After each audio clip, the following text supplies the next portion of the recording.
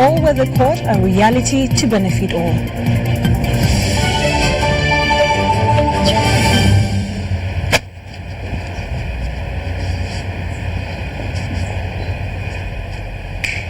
You're still watching UBC News Tonight with me, Sharon Chomdishan na Queen Elizabeth on sign language. In our top stories today, President Yoweri Museveni has toured the first ever restored wetland project in Limoto Parish of Mutiputi, Sub-County Palisade District in eastern Uganda that was once destroyed by the people living around the area by growing rice there. Now, the President, who was accompanied by envoys of Norway, France, Denmark, Kenya, Sahrawi Republic, Uganda, urged the people of the area to emulate the example that has been exhibited at the demonstration site so that they can be able to earn more money by utilizing the periphery portions of the wetland for fish farming and other income generating activities on the basis of provision of the irrigation scheme. President Yoweri Museveni has toured the first ever restored wetland project in Limoto Parish of Putiput Sub-County Palisade District in eastern Uganda that was once destroyed by the people living around the area by growing rice. The President was accompanied by envoys of Norway, France, Denmark, Kenya, Sahrawi Republic, Germany, Tanzania, and the European Union delegation in Uganda.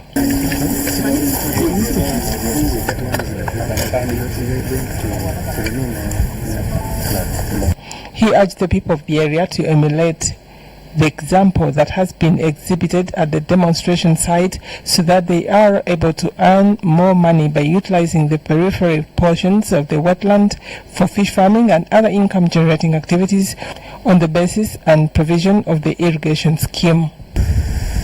That's why the Northwest gets almost 2 times. The Limoto Wetland Wise Use demonstration site started 3 years ago following the realization by government that people of the area through growing rice were destroying the swamp.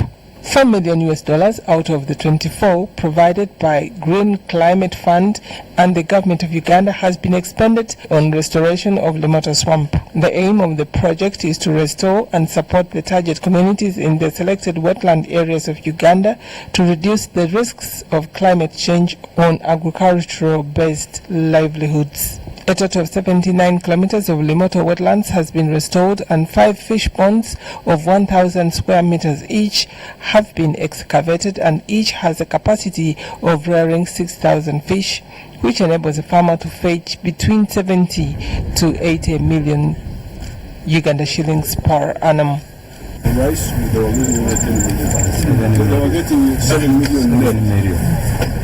Now they are getting 70 million net from the same acre, but outside the swamp.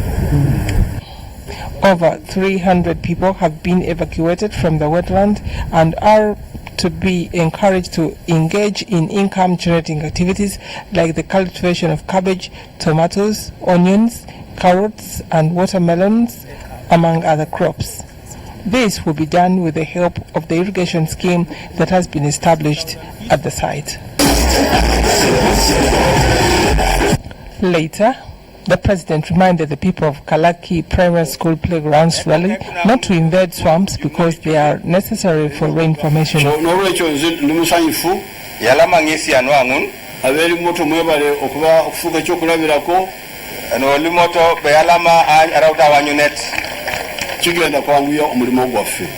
He told the envoys and the wananchi that encroachment on swamps was based on wrong information and poverty. The encroachment on the wetland was based on wrong information. Ms. Elise Atafwa of the United Nations Development Programme, UNDP, in Uganda, on behalf of the UNDP and the UN family, pledged continued support to Uganda's efforts in the restoration of wetlands throughout the country. I would like to pledge the continued support of the United Nations family and the United Nations Development Programme towards your initiative on wetlands restoration and all the government's efforts focusing on growing home solution in accelerating Uganda's transformation and achievement of the Sustainable Development Goals. The Minister of Agriculture and More Industry and Fisheries, Honorable Vincent Sempija, said similar projects will be opened up in 24 districts in the country. Later, President Museveni took the envoys to Kaliabi swamp, which is currently being destroyed by Wananchi who are growing crops there, including rice. UBC TV, Harriet Nambi. Moving on from that story, the Ministry of Education has registered a huge milestone as the end of the year 2019. This was revealed at the end of year staff retreat for the Ministry of Education and Sports held at the Oma Exhibition Hall. Now, the retreat was held on the theme Reinventing Ministry of Education and Sports Through Attitude Change. Details follow.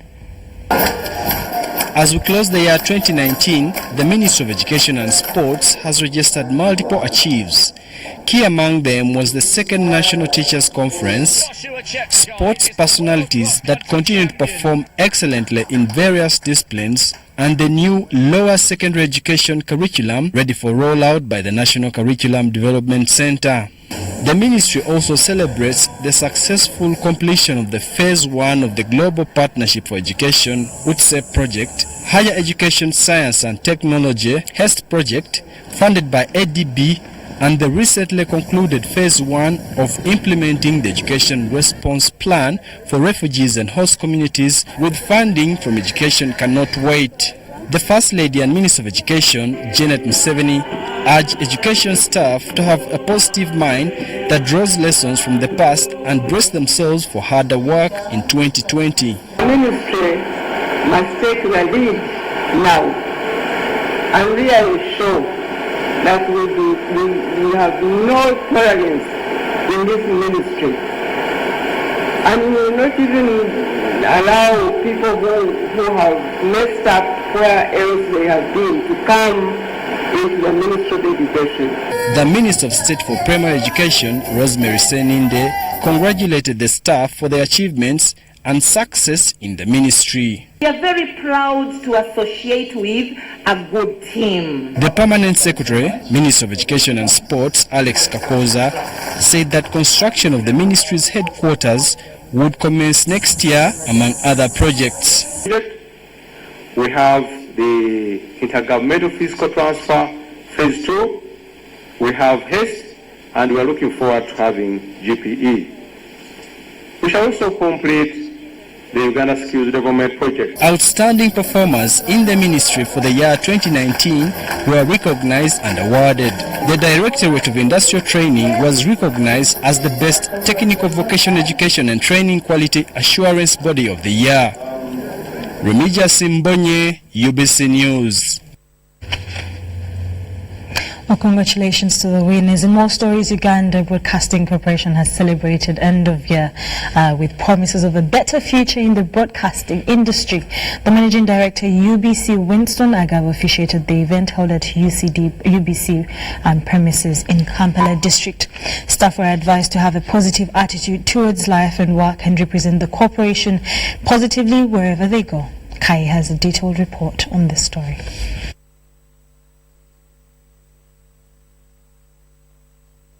Short commercial break and we'll be back with more news for you.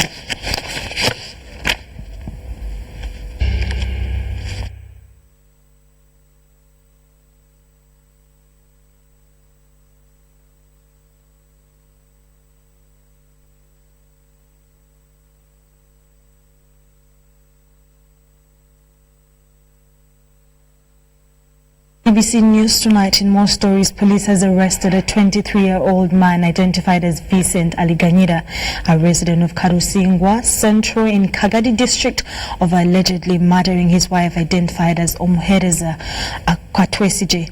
Aliganyira allegedly hit his wife with hand hoe on the head after disagreement. Police has arrested and detained one Vincent Aliganyira, who allegedly murdered his wife following a domestic disagreement. According to the suspect's neighbor, the couple got into a disagreement following a phone call. The deceased, only identified as Omuhereza Akwatwesije, allegedly threw the husband's phone in a pit latrine, prompting him to take action, which precipitated into murder. Residents rushed to the scene on hearing noise from the woman, but found her already dead. They, however, managed to get hold of Alganyira. The residents were taken by surprise as they never expected such an incident, saying that the couple had been living together harmoniously.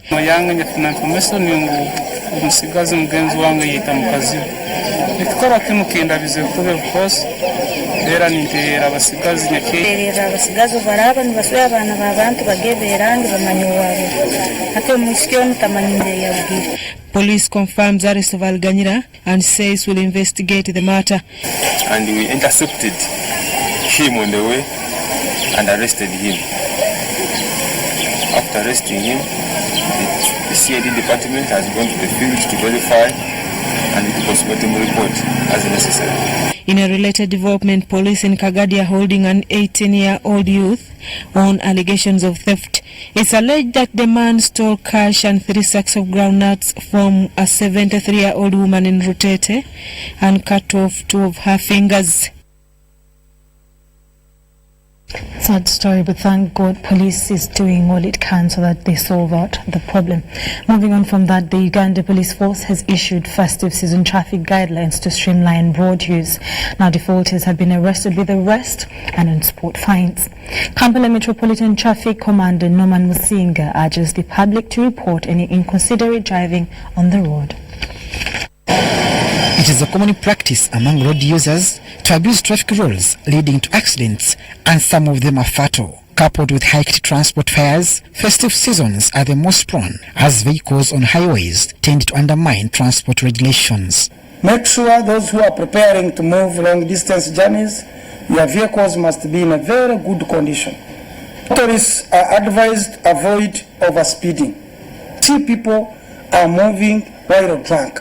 I want to tell you that our checkpoints are waiting for you. If you want to drink, drink when you are at home already.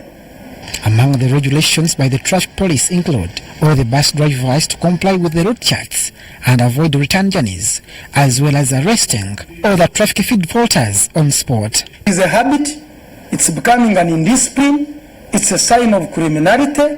We are taking action seriously against the people who are driving numberless cars. So you either park that car or else you move with it on the road, you face an action. I've always been seeing why our buses are overturning, they are killing people massively, registering fatalities. It's because of the return journeys. Parents are advised not to allow their underage children to drive, and those from the diaspora are cautioned not to undermine traffic regulations of the land. The borders do not carry more than 1 passenger, especially at night. This is very risky. I'm warning you. Any child we get, any student still young below 18 years without a permit, as per the law, we shall handle you according to the law. So I'm warning in advance, parents. This season normally brings people from outside countries, and they have a tendency of coming to the country. You buy cars, you have never driven anywhere, you don't have a permit, and we have these laws. We know the way they are. They are applicable. Meanwhile, 18 people were arrested in Kampala Metropolitan by police in an operation against lawbreakers in this festive season. We have evidence of the CCTV cameras, we have evidence of the intelligence information that we got from ground, and it's from there that we had to do an operation yesterday in the afternoon where we arrested 18 people. And most of them are youths below 18 years of age. So Uganda Police intends to ensure a crash-free festive season on highways and safety for all as demanded by the society. This was during a media brief regarding to the festive season police traffic management. Abdul Nasir Luwama and Chom Kamalidia for UBC News. That was the Kampala Metropolitan Traffic Commander Norman Musinga warning, and please take caution, don't drive while you're drinking or while you're drunk. Moving on from that, road users want roads entering the city widened to reduce on persistent traffic jam. Ginger and interior road users say the current road infrastructure was done many years ago when vehicles were still few.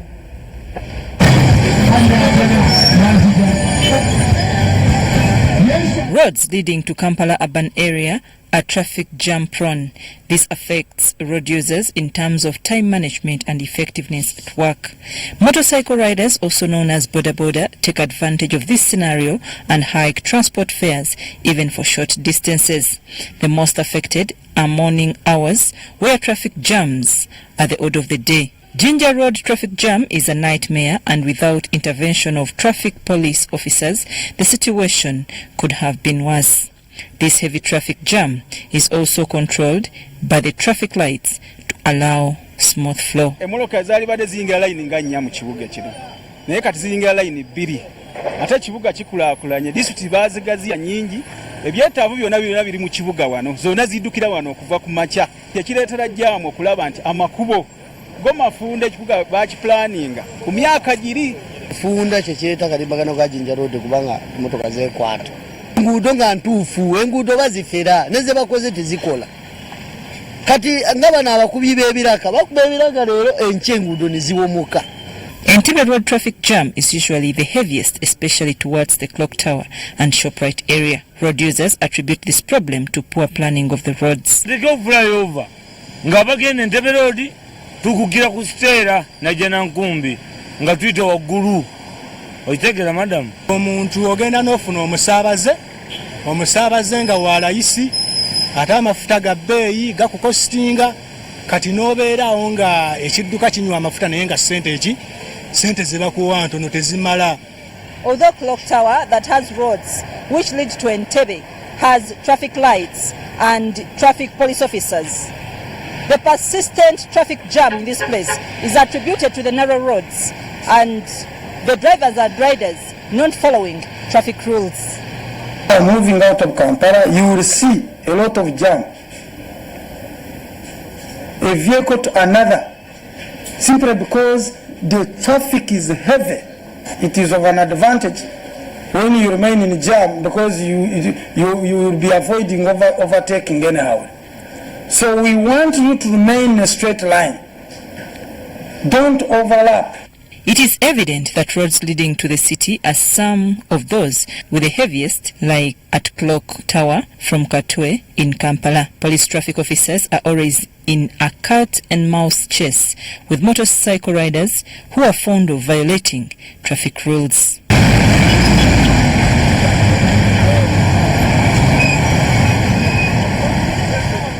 I'm Navka Farida and Andrew Sebi. Thank you, Navka Farid and Andrew Sebi, for that wonderful story. We'll take a short commercial break and we'll be back with more news for you.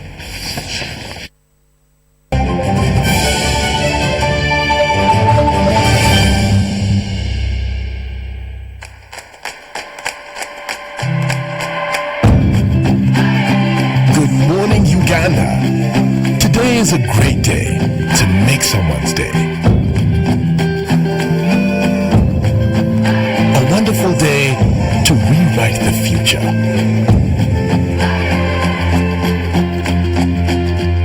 Today is a beautiful day to light up their world. A marvelous day to make a brand new start.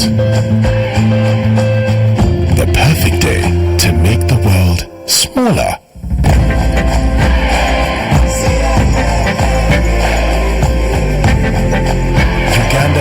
Today isn't just another day. Today is your day. Airtel Money, with you always. Airtel Money, instant, secure, borderless. Hello, Uganda!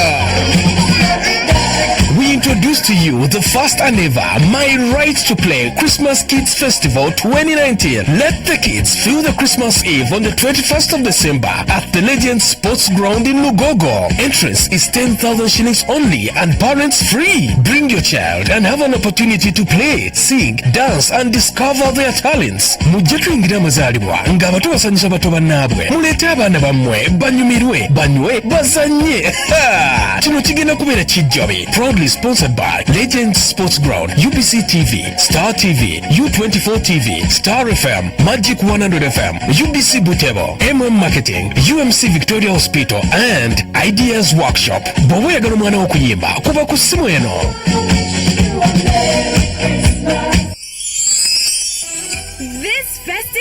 season. Enjoy great value